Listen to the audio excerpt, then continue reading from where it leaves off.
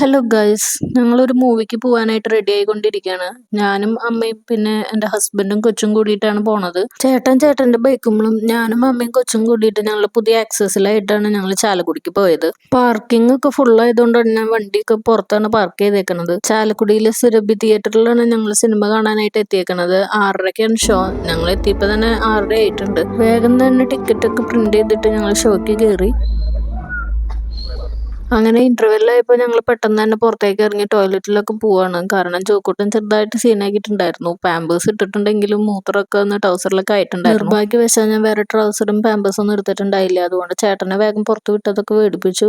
അപ്പോഴേക്കും പോപ്കോൺ കാരമലൊക്കെ തീർന്നു പോയിട്ടുണ്ടായിരുന്നു. ഞങ്ങളപ്പോൾ ഒരു ബട്ടർ സാൾട്ടും പിന്നെ ഒരു ചീസിൻ്റെയും മേടിച്ചു. 2 ടീയും ഒരു കോഫിയും മേടിച്ച് വേഗം തന്നെ തിയേറ്ററിലേക്ക് ഓടി.